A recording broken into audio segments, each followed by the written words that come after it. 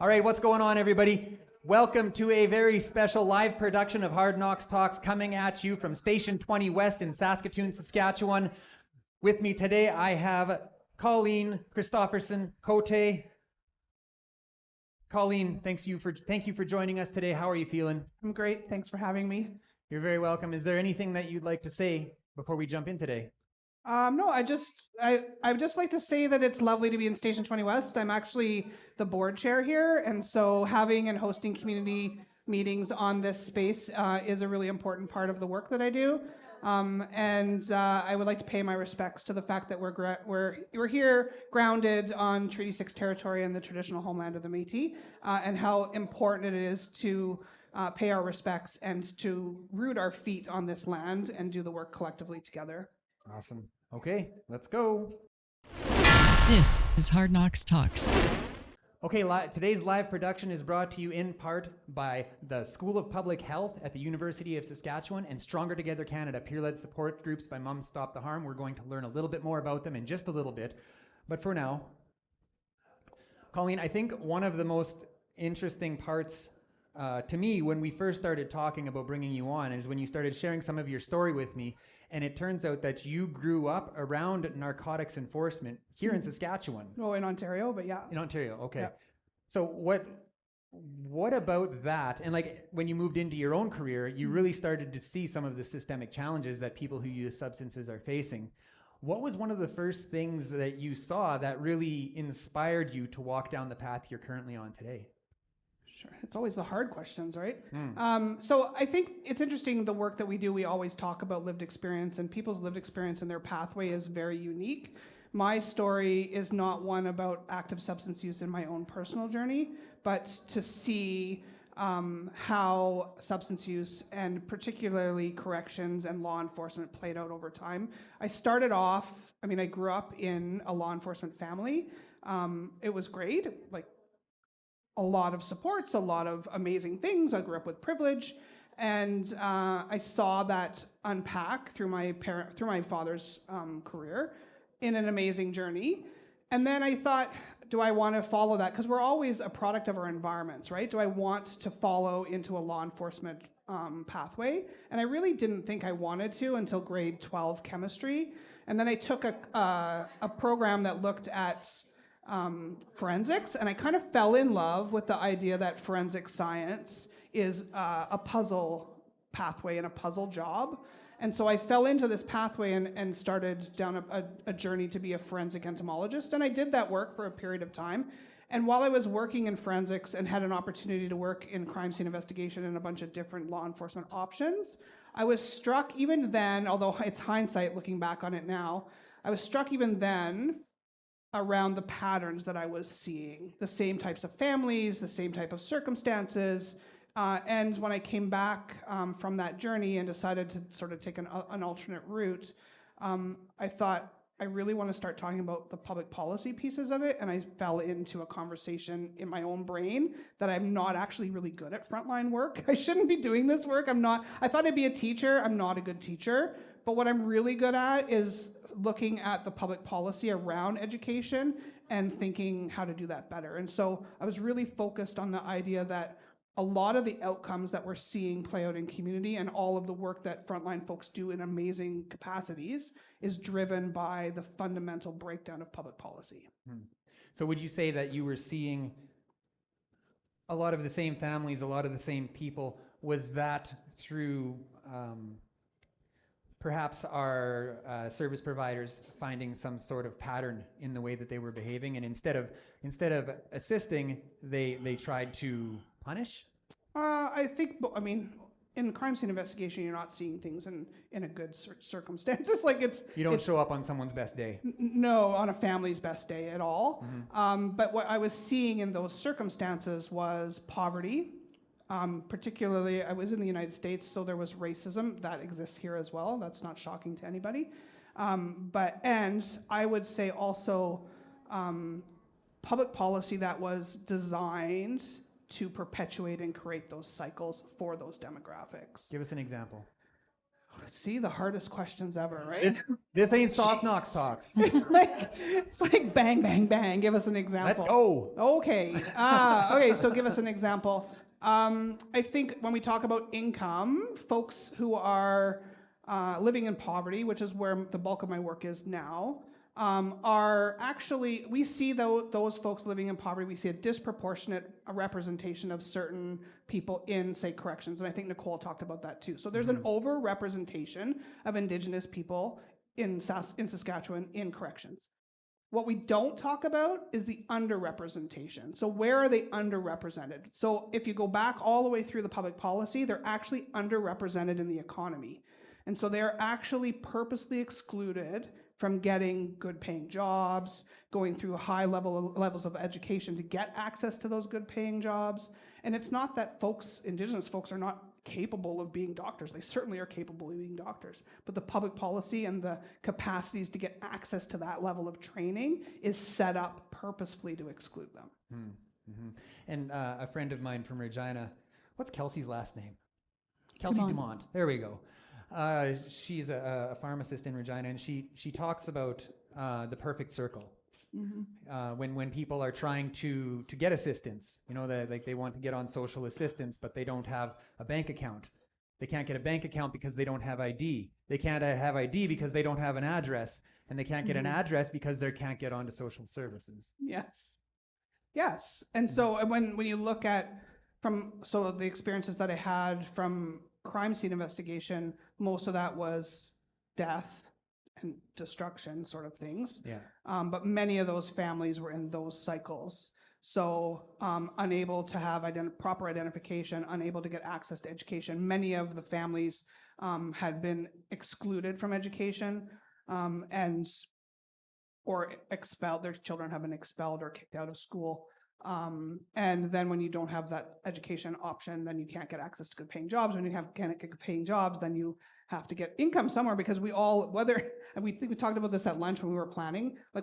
I would love to talk about disrupting capitalism and neoliberalist policies. That's a different podcast, right? But if we talk about living inside capitalism, we're in this structure. People need money to buy the things that they need, want, and require to thrive. Mm-hmm. And so if you create policies that excludes them from accessing the money, they will find the money somewhere else. Mm-hmm. And so they will constantly fall into those cycles. Mm-hmm. We talked a little bit before about system taps. And when you said system tap, I had no idea what that even meant. So why don't you unpack that for us? Sure. So one of the projects that I got to work on with an agency actually that's in this building, SHIP, which is the Housing Initiatives Partnership.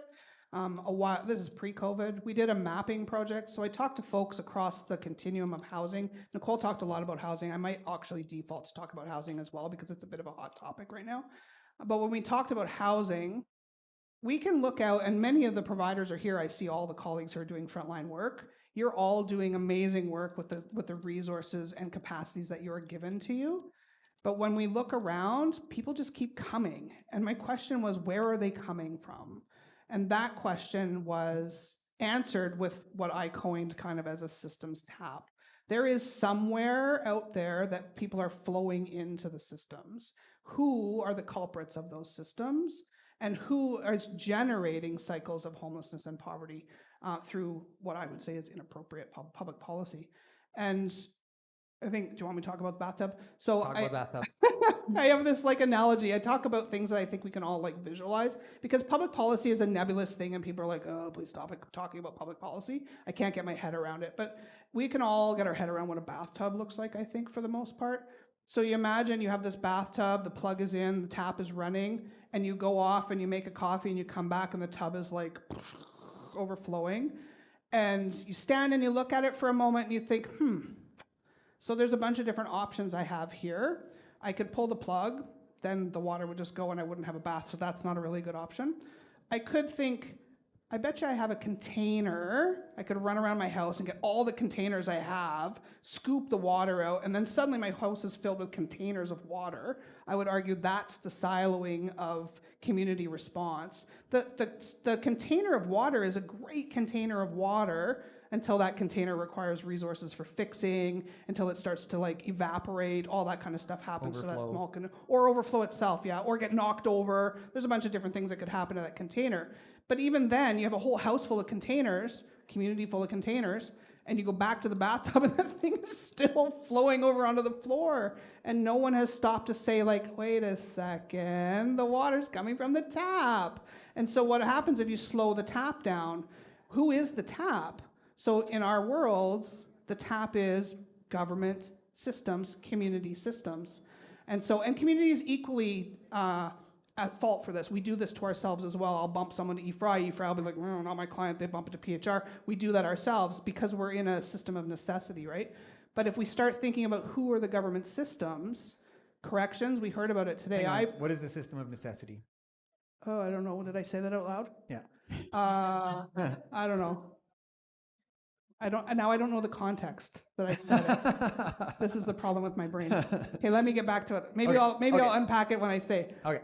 So corrections, I would say, is one of the biggest offenders. And when I talk about public policy, I can hear, like, there's probably government people. Maybe they're watching. I don't know. Maybe they're not. This is not about blaming and shaming the system. This is about saying, what if we looked at it differently? And what if instead of, I'm not saying that corrections has to fix this. I'm saying that your system butts up against other systems. Let's build a bridge. Let's weave the systems together so there is this pathway forward. Health is another big culprit, and there's probably lots of health folks here. I see there's health like tables. Health does this as well.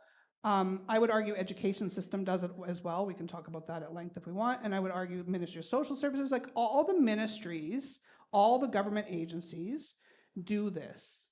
When the end of their mandate comes, people fall into nothingness. And what I'm arguing is, let's weave our systems together so that we actually don't fall into nothingness. We'll pick on corrections for a sec because Nicole talked about it. I think out of all the government systems that exist, corrections knows who people are. I hope that they know who those people are that are inside the system who are about to be released. Why is it that they are released with nothing? Why is it that they couldn't be released with all the identification that they are entitled to and required to have? A parole card, sure, but driver's license if they are eligible for driver's license, a treaty card if they're eligible for a treaty card, all of those identification pieces, because corrections knows that you are Dan, I think. Mm-hmm. I'm assuming they know that you're Dan. I also know when I chat with them that release dates are not a secret. Is it a surprise? Surprise! Today you're getting out of jail. No? Like, that's not how it works, right?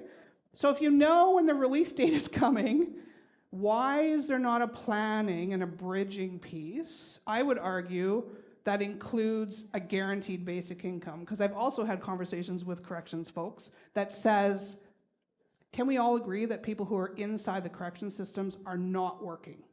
To which they respond, well, we don't really know. I'm like, huh? Where are they working? Okay, all right, back up. For a split second, I'll entertain that perhaps a 0.0% of PP whatever are working inside the correction system. I don't really understand this, but okay, 99.9% of people aren't. And I know the Ministry of Social Services is really good at case-by-case evaluation of people who are on income assistance, so let's just argue that it's case-by-case.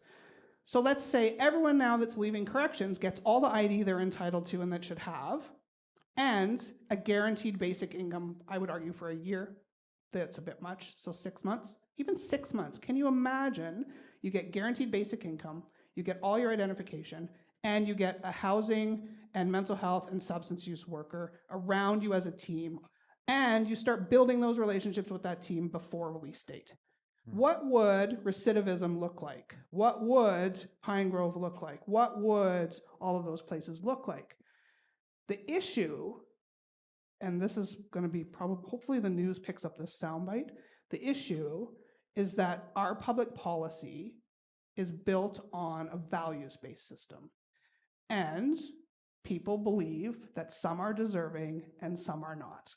And if we build public policy through a colonial construct that looks at who is deserving and who isn't based on my set of normals, then people who are inside the correction system, despite the fact that they're now leaving and are theoretically not criminals, then they should be entitled to all of the things that our normal society provides to folks who are in need of supports. But they are looked at as undeserving of that support, as taking from the system, as why would we waste our money on that cohort of folks, instead of looking at sort of the whole system of what that investment what would that investment of time and energy and resources look like, the cost, and what would the outcomes look like. So in your experience in all of this, what are the most defining social determinants in deciding who's worthy and who isn't? Do you guys want to answer that? Let's go. Whiteness, affluence, gender, I think are probably the big ones. So conventionally, public policy in this nation is built by white, affluent men, right? And so a white, affluent man has a totally different perspective of the world than even me as a cisgendered white settler woman. I have a different set of perspectives, right? And so and when you build public policy and you think, oh, I would like this to be the outcome, you generally have no concept of that outcome's reality because you've never experienced the pathway to get to that outcome. So you build a set of public policies based on what you believe is normal. My normal, the way I raise my kids, the way that I drive my car, the way that that's how it works, right? And so the way that I went to education, the way that I interpreted the world, the way that I got wealth. And so then how do you expect people who don't have that same worldview or those same experiences to be successful inside a set of public policies that were never written or built for their circumstances? Let's take a quick break. Hear a word from one of today's sponsors. We've watched our children walk away. We've felt hopeless, powerless. We are Moms Stop the Harm. We are not hopeless. We are not powerless. Stronger Together Canada is a national network of peer-led support groups to help navigate these challenges. If you're coping with a child's substance use, reach out to www.holdinghopecanada.org. If you've lost a child to drug poisoning or overdose, www.healingheartscanada.org. We're here to help, and we are stronger together.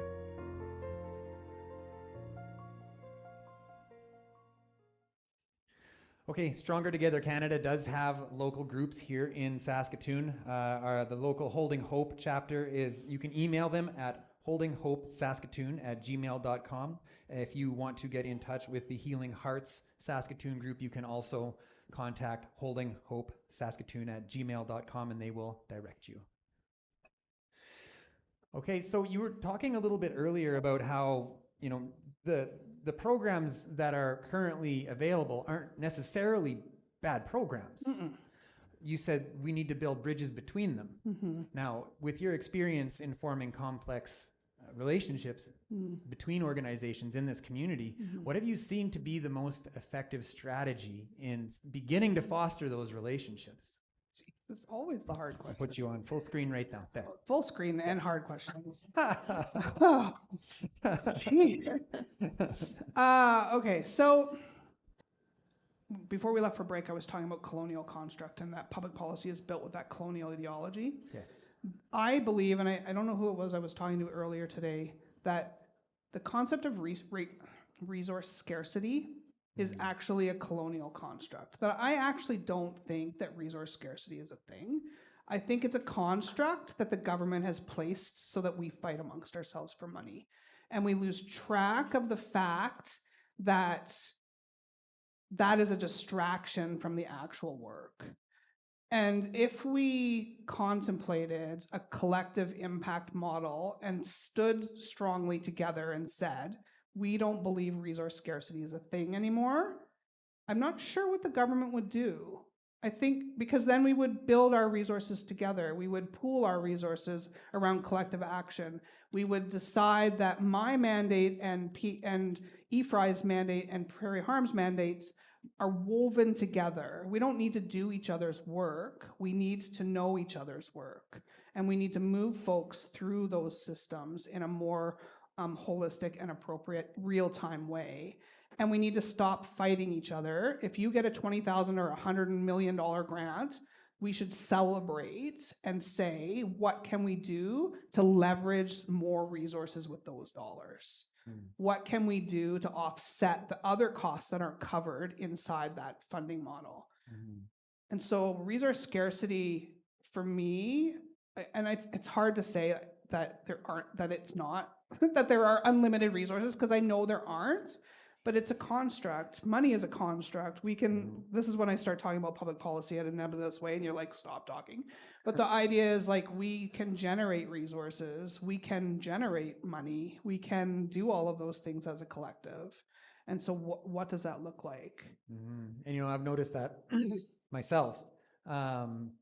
There are many organizations doing really good work in our community, you know, not unlike Prairie Harm and not unlike Possibilities Recovery Center and many others that are here in this room today. And it seems like many of them have housing projects. Many of them have outreach projects. Many of them have these different things that we're all doing the same thing, and we're fighting over the money so that we can continue to do the same thing when collectively we could come together and be more effective. Yes. Yeah. And I mean, housing is expensive because there's capital involved in housing.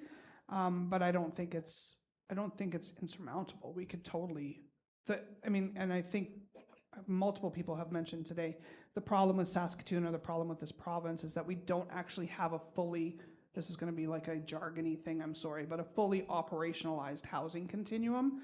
That means that all of the things that people need in the circumstances that they're currently living in, they do not have the actual choices that are required. They might have options, and we chatted about this over lunch, that there's a fundamental difference between option and choice.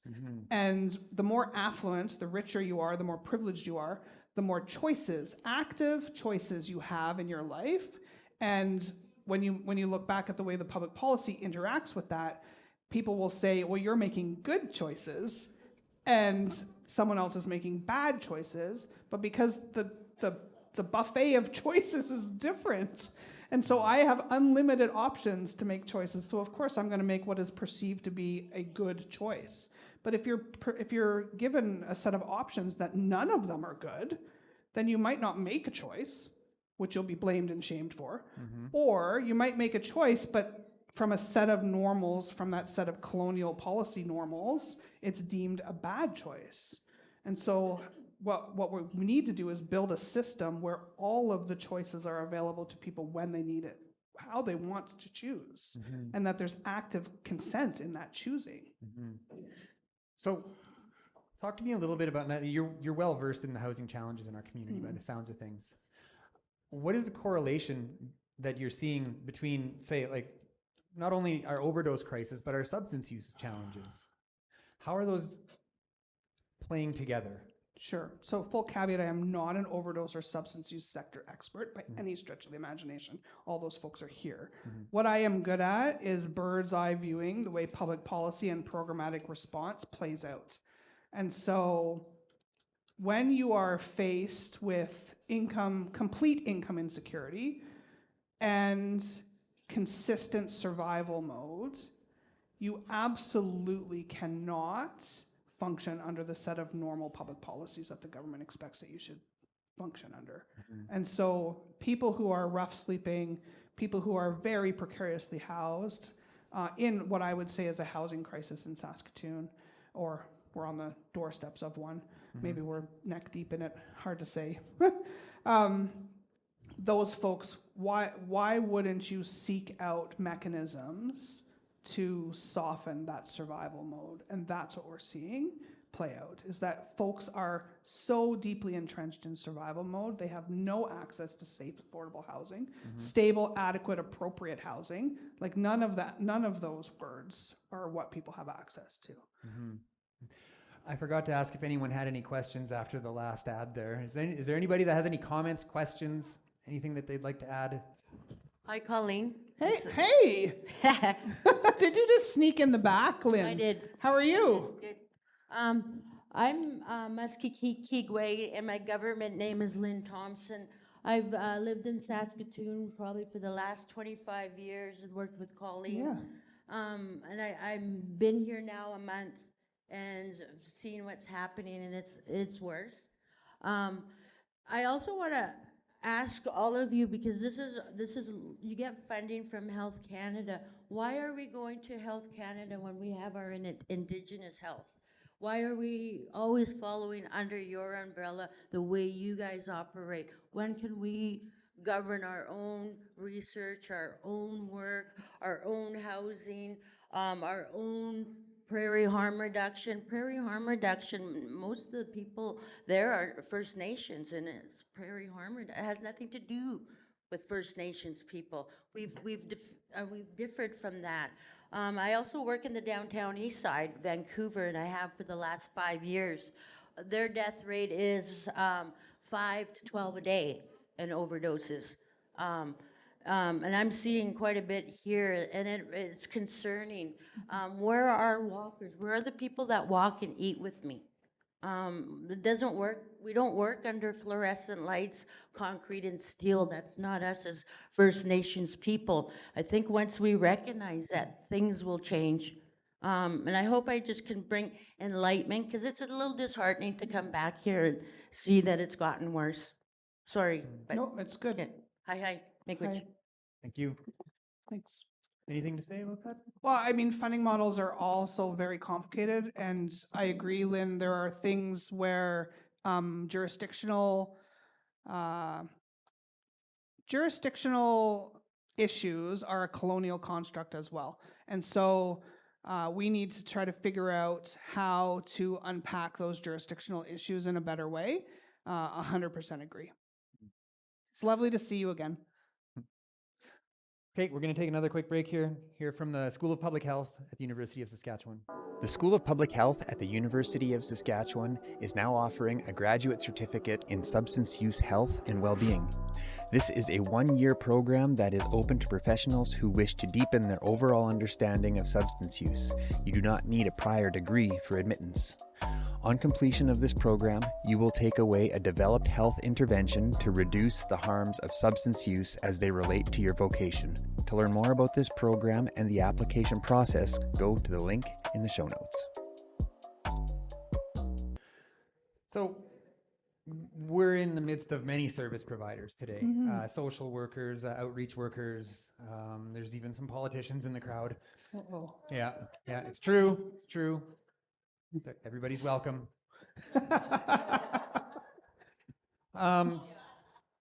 When we're talking about like inside out actions, you've worked with many service providers and you've worked alongside many service providers to develop these complex relationships.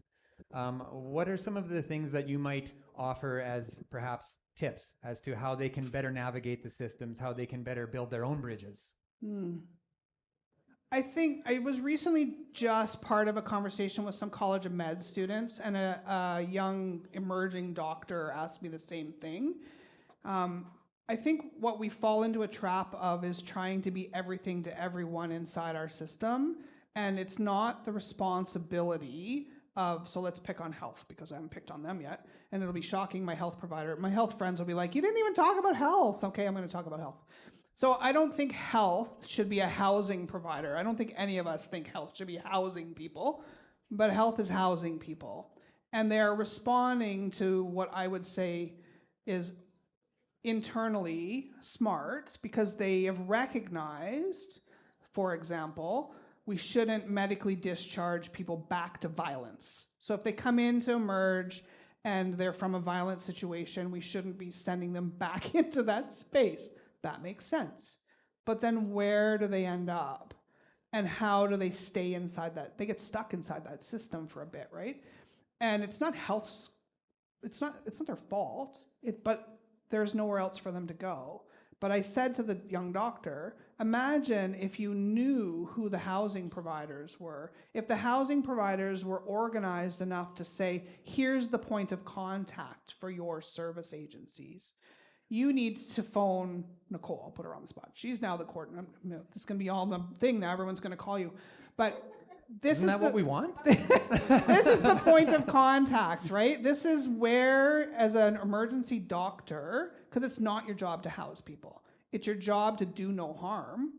So yes, you shouldn't discharge to violence or discharge to the street. I would argue you shouldn't be medically discharging Friday at 3 o'clock in the afternoon either. So what does that look like? Do you hold people in emergency for 3 days? That doesn't make a lot of sense either. It doesn't make any financial sense, but it also doesn't make a moral or ethical sense either. So where do they go? And they're busy dealing with folks in emerge. So they're not housing providers, but there needs to be conduits from that system into community so that community knows that there are people in emerge who need access to a housing navigator.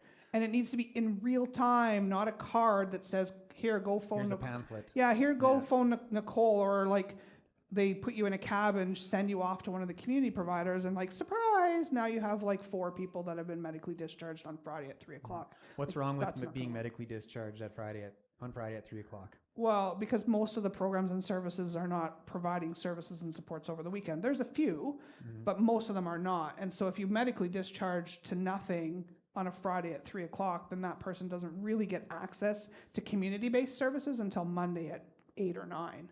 And so there's that period of time over the weekend where people in survival mode will seek the things that they need to seek to get through those 3 days, and likely will end up back in health or maybe into corrections. Okay. Yeah. I have a couple of question and a comment, Okay. if I can interject here. First comment comes in from Jenny Selby. She says, homeless people and the addiction problem has become a big money issue. Address the issues one at a time, one trauma at a time. Another one? Ready for the next? Okay. Yep. And next one comes in from our good friend Barb. Oh, Barb. It's a doozy. Hi. It's a doozy. Barb. She would like to know, how does Housing First work? Like, what is the rationale for housing before other services? Sure. So Housing First is a tool in the toolkit of providing services and supports to folks who are what we would sort of label as hard to house.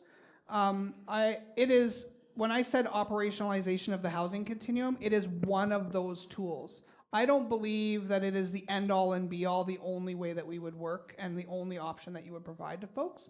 But essentially it is housing before anything else. And it would include intensive case management supports to ensure successful housing.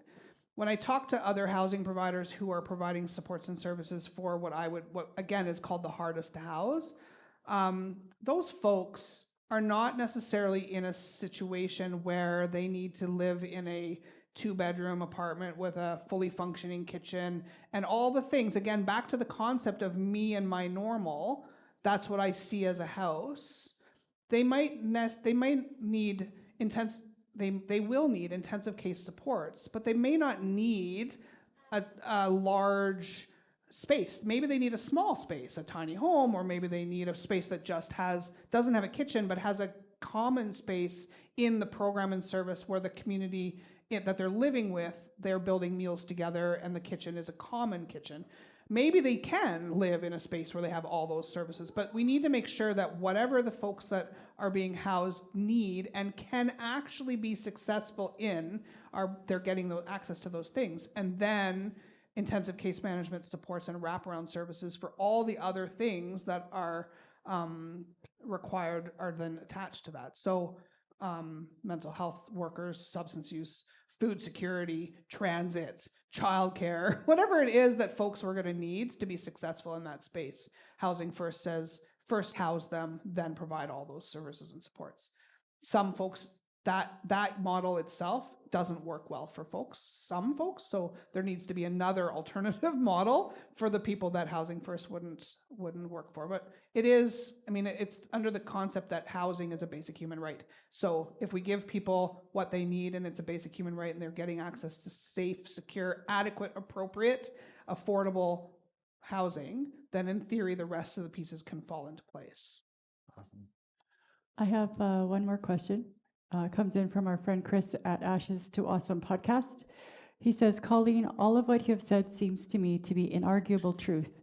These ideas are long-term plans we need to take to act on, but do you have any thoughts on what can be done in the very short term? What are some things we can do today? And How can we help? Sheesh. I wasn't prepared for all the hard questions. You're doing amazing. You are. Yeah, great job. You really, you really truthfully are. I can see the sweat, but you're like pulling it off. It's good. mean, so here's the thing. I think the comment earlier about individualized supports and services, often when I'm talking about policy and sort of high-level conversations, it sounds like I'm not in favor of programmatic response. That is not true. Programmatic response and policy change have to happen simultaneously. And so you need to be doing all the things that you're doing to support individuals to break those cycles. And policymakers need to be, and policy advocates need to be listening to all of the things that are happening in the programmatic response, because that data is what we should be changing public policy around. I remember a long time ago, there was actually a really good MLA, he's now long gone. He said to me, tell me what the loopholes are, because you know what the all of you know what the loopholes are. Where do you skirt public policy? What does it look like? How do you break the confines of the rules if you're an income assistance worker? How do you scoot around those things? And where you scoot around the public policy is where change is supposed to happen. Whatever you're doing to scoot the policy, whatever that action is, should be the policy. So that you're not skirting around a sorry, I told you I wouldn't swear. Public policy, oh, I didn't say that. Anyway, a broken, or I would argue, is it broken or is it purposefully put there so that people are purposefully excluded? And those of you who are working frontline know those workarounds. And I would argue we need to know those workarounds at a public policy level so that we're advocating for that change to happen. So you don't have to skirt anymore. That's just the policy. Right? You know, I'm reminded of when you walk through a public park and the path is going this way and around, but there's a path beaten in the grass across the shortest distance to where you want to go. Yeah. That's kind of what I saw when you were talking about that. Yeah, and I'm. That should just be the path, right? Why isn't that the sidewalk? But instead what we do is say the path is the weird sidewalk, and if you're caught on the other path, depending on who you are, now you're jaywalking. You're either criminalized, maybe you're celebrated. Some people might actually be celebrated for getting off the original path. Trailblazing, if you may, yes. But most folks would be then criminalized. Jaywalking, loitering, trespassing, whatever you want to call it. And so it would depend again on what you look like and the circumstances in which you bring to that that area. So yeah, like that. Yeah, why not just pave the path? Beautiful. Yeah, that's a fact. Anything else? Anybody else out there want to add anything? Oh, we've got one here. Donna. I'm coming. My name's Donna. Do I have to say my last name? No. Parker. I just want to make a comment on the fact that overdose it doesn't discriminate. It's not just one group. And when I look at the table over at Mom Stop the Harm, you know, I would advocate there's non-Indigenous and Indigenous, but it attacks all people. And I think the answer to what to do is very complex. And I agree with the statements. There are silos out there, and it's very difficult to help someone in need of help, because first of all, they have to help themselves. There's also privacy issues that really interfere with family, loved ones trying to help the person that needs help. And I'll just keep this brief, but I think one model that has to be looked at is what is the model when newcomers come to Canada? There is a newcomer center, and when people come to that, they're getting a total assessment. It's not just housing, it's not just health.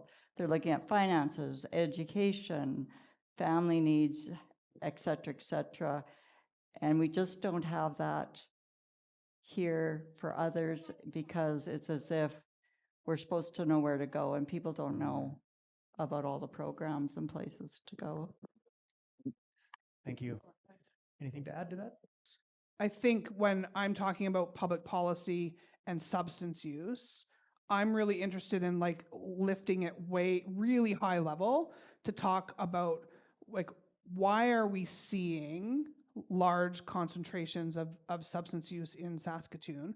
Why are we seeing the subsequent health and wellness related statistics coming from that? It is, in my mind, a much larger systemic issue around inequitable distribution of wealth, purposeful exclusion of people from public policy that drives intergenerational cycles of trauma and the lack of capacity to have income. And when you look at it from this very large public policy perspective, that's how you start seeing the indicators come out, substance use. And it's not just Indigenous folks who have substance use and Indigenous folks that are living in poverty. There's a large population of those folks in this city. But if you start looking across Canada, newcomers fall into that population as well, despite the investment and supports. And you start seeing non-Indigenous white folks also are in that category. They're just not in the same abundance because colonial history and legacy has a different construct about intergenerational wealth transfer. And that intergeneration, so do you know, are you going to ask me what that means? Well, I wasn't listening, sorry. I'm like talking like now and I'm like, he's going to ask me, so I should just ask him. So the idea that we don't all start off in the same place. And I, as a white settler woman, started off with intergenerational wealth transfer. My dad's parents left resources to him. He's going to leave, I hope. He's listening to this. I hope he's leaving resources to me. Be nice, Dad.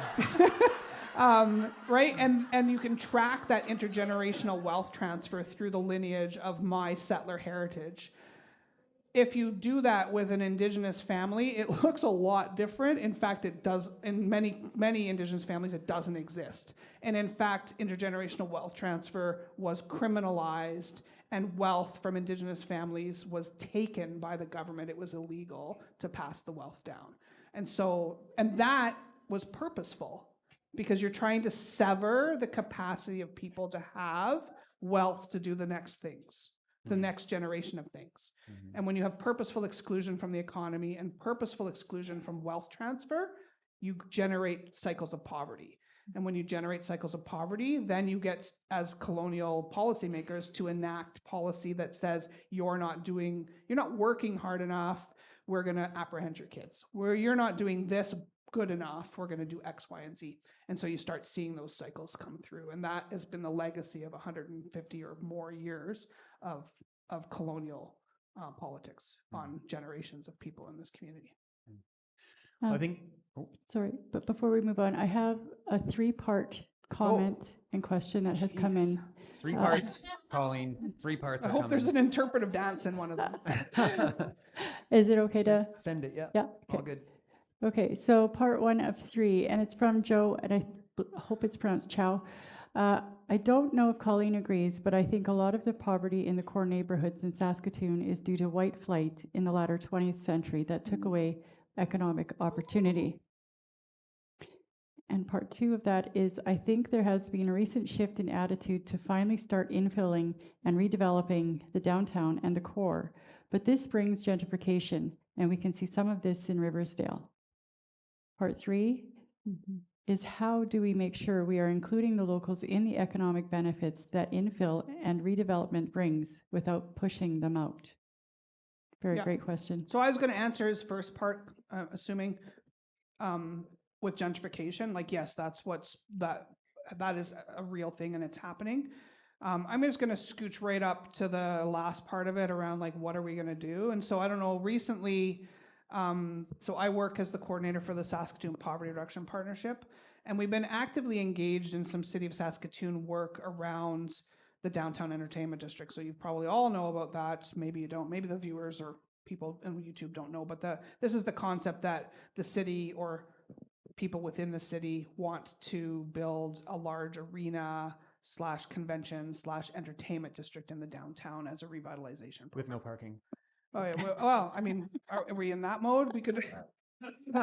Anyway, so there's this proposal and expectation to build this space downtown, and so the Poverty Reduction Partnership often has conversations in consultation with city, and we go through different conversations around sort of what does that mean from a poverty perspective. In those conversations, I asked some like fairly high level planning questions. One, what would it look like? There's an ongoing phenomenon across the globe, but a lot in Canada, around something called a community benefit agreement. And so I was at council asking the city council to stop before they get too far down this road and think about what a community benefit framework looks like for all investments of civic dollars, and how you come to build a community benefit agreement for each of the investments. They would be different. It would look different for the public library than it would for the DEED, the Downtown Entertainment District. That's the really bad acronym, DEED. Or a fire hall, or Station 20 West, or anything like that, right? And so what would those community benefit agreements look like? And who holds the expertise around what kind of benefits that space should have? And so if we're talking about the Downtown Entertainment District, have we actually consulted and heard from folks who are living in the vicinity of it, folks who live away from it, folks who would come in to use it? But more importantly, agencies, businesses, community partners who would be directly impacted by the movement of people in that space. What does it look like if you're going to invest money into a civic space and then close all the public washrooms at 4:00 in the afternoon? And we know there's a lack of public washrooms in Saskatoon. In fact, there's only one toilet, really, that's available after 10 o'clock if you don't purchase something, and that's Prairie Harm. One toilet, like not one bathroom, like one toilet. So what could it look like if suddenly civic infrastructure said under the community benefit framework, any system, anything we build will have access, 24/7 access to a public washroom. And that public washroom will be managed in some kind of like social enterprise way where we're using community partners to build capacity, offer jobs, and provide services and supports. Because we know the public washroom is going to be a bit of a bone of contention, if you may, with some folks around what are people using the bathroom for. But I actually don't care. People use the bathroom for the things that they need to use the bathroom for. But if you show up there, you should be able to get access to services and supports as well. And so Edmonton does a really pretty decent job of this. If you've been in Edmonton, White Ave has some public washrooms. They have a relationship with their local businesses that you don't have to make purchases either, and they offset costs with like taxation benefits. But also they have a piece of civic infrastructure that's open 22 of the 20 or 20 of the 24 hours. And it's staffed by local people, community members who are making a living, thriving wage, and they are also navigators. So if you show up at that washroom at 3:00 in the morning, you actually meet people. There's actually people there that you can talk to and get access to, and maybe a snack or transit card or something like that. That's beautiful. Right? And so when you build a community benefit agreement into the revitalization or the investment in community, then the experts from that area would play a role in the planning and the execution of and implementation of those civic dollars. And it's a new way of working. Anybody else out there have anything to add? I have one more that came in. Okay, throw it up. Okay. This comes in from Kaylee LaFontaine. Kaylee. Thank you for your comment. She says, Colleen, you hit it on the nose. These systems have the ability to speak and work with each other, looking at you, Government of Sask, and could prevent so many from falling through the cracks. Much love. Thanks. Any thoughts to leave us with today?